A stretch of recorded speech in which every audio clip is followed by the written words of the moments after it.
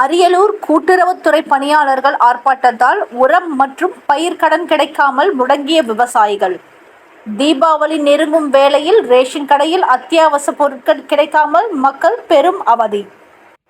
அரியலூர் ஜெயங்கொண்டம் தமிழ்நாடு மாநில தொடக்க கூட்டுறவு வங்கி அனைத்து பணியாளர்கள் சங்கத்தின் சார்பாக 25 அம்ச கோரிக்கைகளை வலியுறுத்தி தொடர்ந்து 4 நாட்களாக வேலை நிறுத்த போராட்டத்தில் விவசாயிகள் உரம் மற்றும் கடன் பெற முடியாமல் தவிப்பு.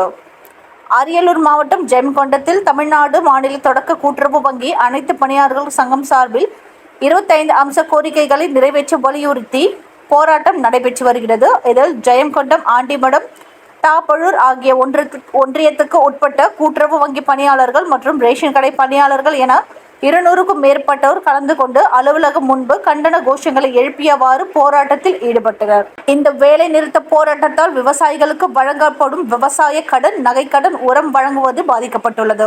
அதேபோல் ரேஷன் கடை பணியாளர்கள் வேலை நிறுத்தத்தால் தீபாவளி பண்டிகையை முன்னிட்டு பொதுமக்களுக்கு பொருட்கள் விநியோகம் செய்வது பாதிக்கப்பட்டுள்ளது. இதனால் அரியலூர் மாவட்டத்தில் 100 கோடிக்கு மேல் விவசாயிகளுக்கு கடன் வழங்குவது பாதிக்கப்பட்டுள்ளது.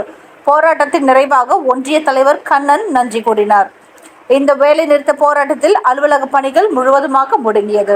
இந்த வேலை நிறுத்த போராட்டத்தில் மாவட்ட பொருளாளர் இளவரசு தலைமையில் நடைபெற்றது. மாவட்ட துணைத் தலைவர் பாலமுருகன், மணிகண்டன் முன்னிலை வகித்தனர். மாவட்ட துணை செயலாளர் லதா வரவேற்புரை ஆற்றினார்.